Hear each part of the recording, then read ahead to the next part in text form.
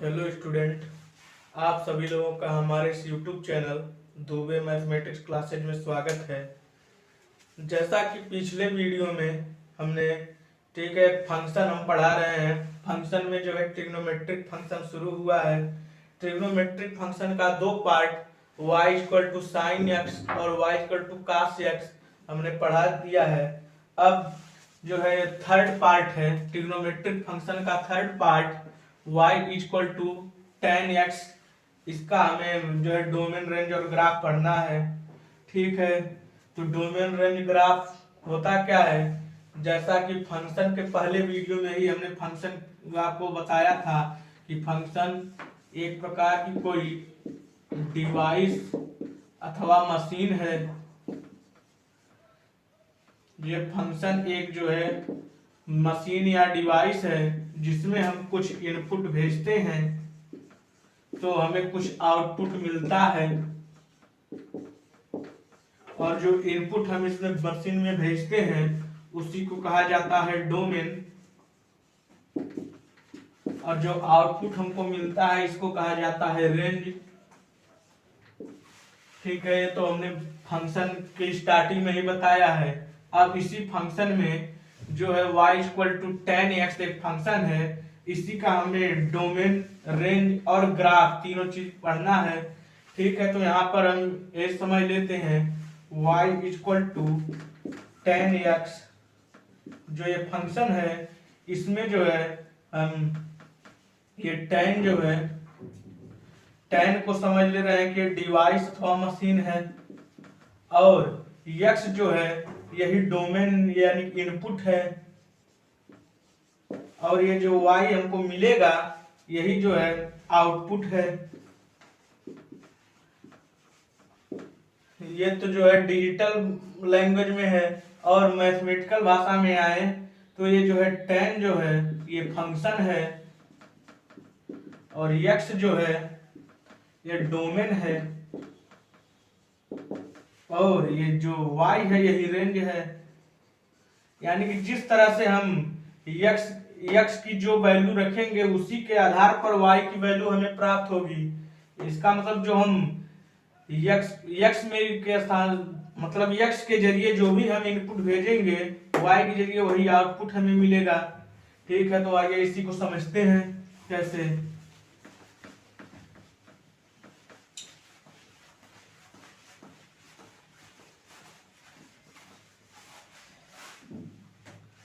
ठीक है, y equal to f x कोई फंक्शन है, यही जो है टेन एक्स के बराबर है। ठीक है, इसी का डोमेन रेंज और ग्राफ तीनों चीज हमको पढ़ना है। ठीक है, सबसे पहले इसका डोमेन समझते हैं।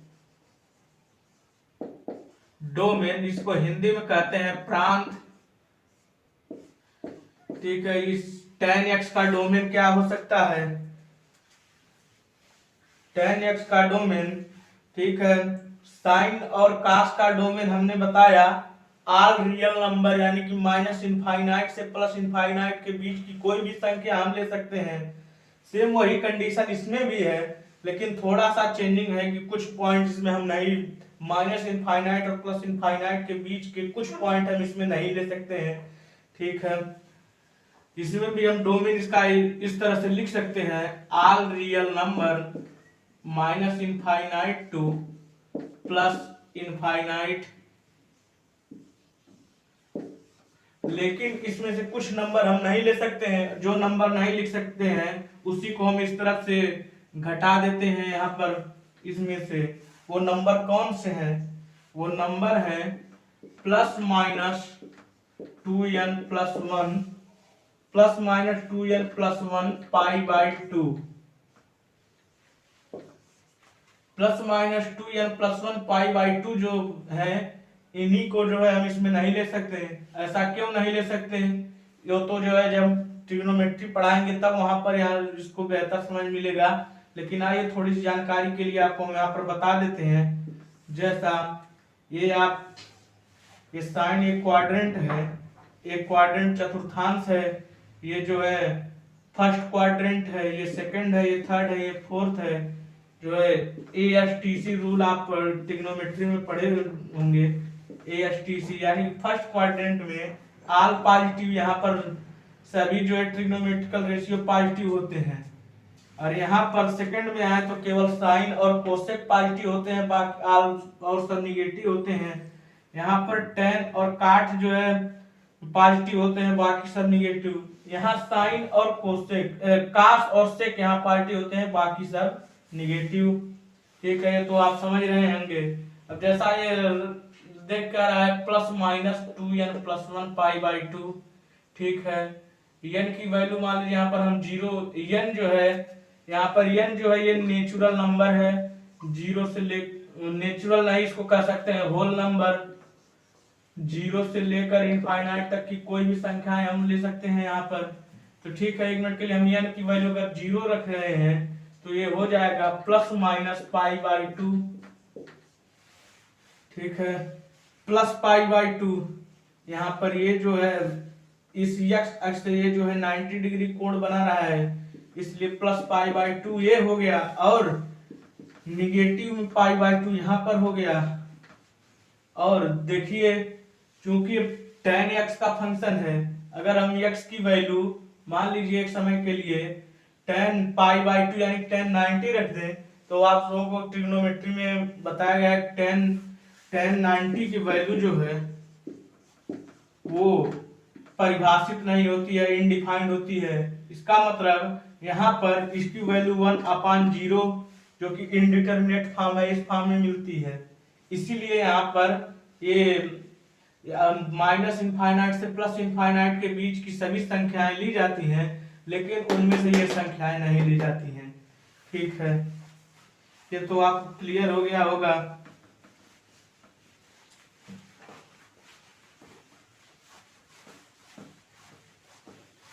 ठीक है, डोमेन आप लोग समझ लिए। अब बात आती है रेंज की। रेंज को हिंदी में बोले तो परिसर। परिसर इसका जो है रेंज क्या होता है।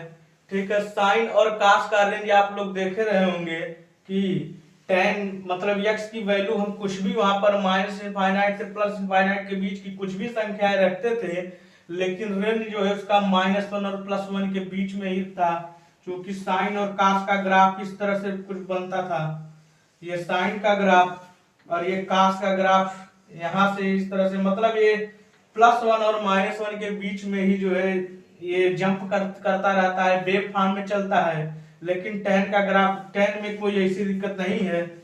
इसका जो है रेंज -∞ से +∞ के बीच की कोई भी संख्या आ सकती है जैसे, इसलिए इसका हम रेंज लिख सकते हैं -∞ to +∞।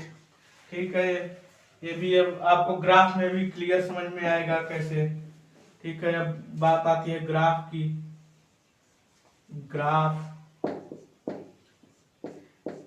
ठीक है, जिस तरह से साइन और कास में भी आपने ग्राफ बनाने के लिए एक टेबल ड्रा किया था, सेम उसी प्रकार से इसमें भी एक टेबल ड्रा करना पड़ेगा।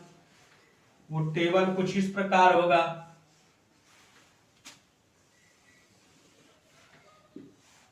ये है x, ये है y।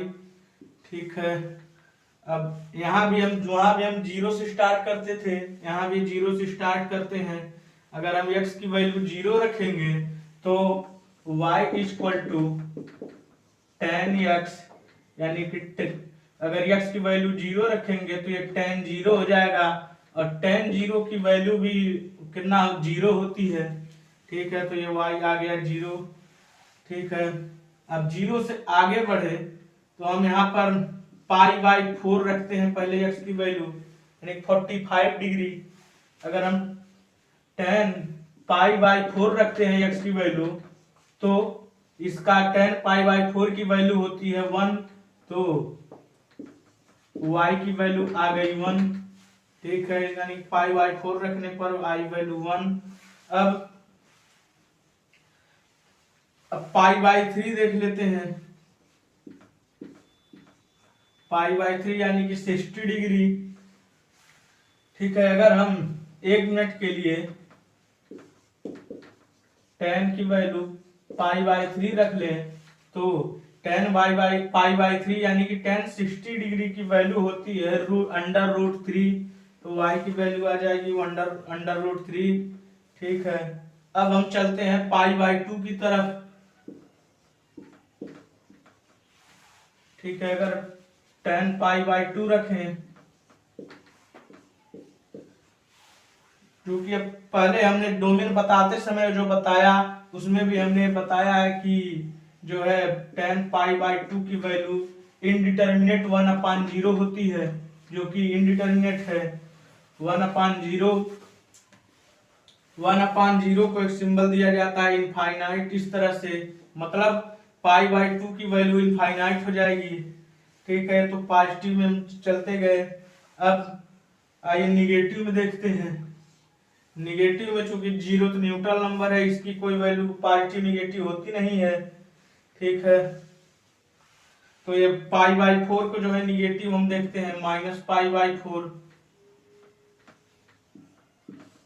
-पाई बाई 4, तो -पाई बाई 4 की वैल्यू अगर आप साइन के टेबल से देखें तो -tan पाई बाई 4 इसकी वैल्यू होती है -1।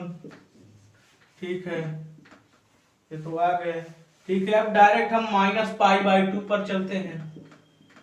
तो +पाई बाई 2 की वैल्यू जो है इनफाइनाइट होती है, लेकिन tan -पाई बाई 2 की वैल्यू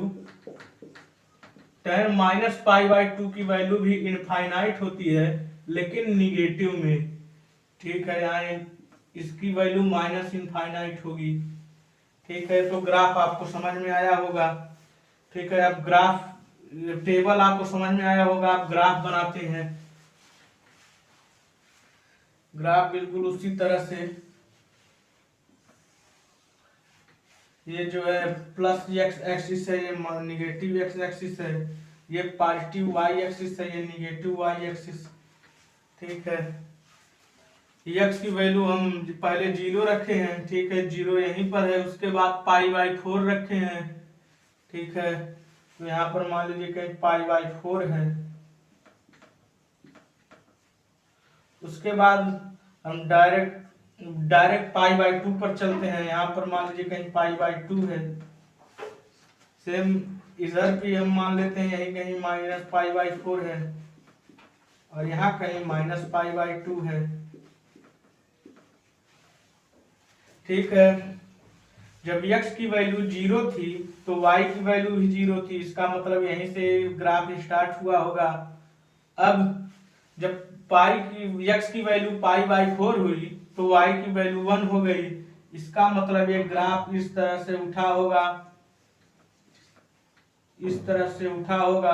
पाई बाई 4 पर 1 हुआ, और पाई बाई 4 पर 1 हुआ, लेकिन पाई बाई 2 तक जाते जाते बहुत तेजी से ग्राफ बढ़ता गया, इनफाइनाइट पर पहुंच गया। ठीक है, तो पाई बाई 2 तक जाते जाते ग्राफ इस तरह से उठता हुआ चला जाएगा। ये जो है इनफाइनाइट पर जाकर मिलेगा। सेम वही कंडीशन निगेटिव में भी है, इसमें भी ये ग्राफ इस तरह से, कुछ इस तरह से आता है, और इस तरह से, जिस तरह से इधर ग्राफ बनता है उसी प्रकार इधर भी बनता है।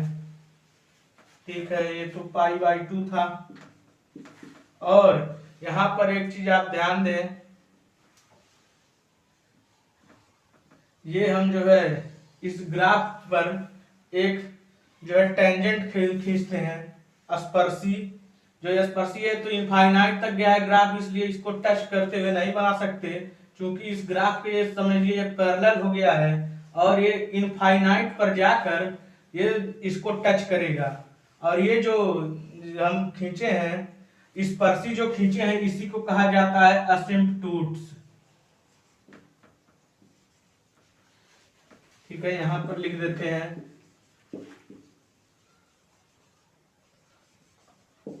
असिम्पटोट्स, और हिंदी में इसको कहते हैं अनंत स्पर्शी।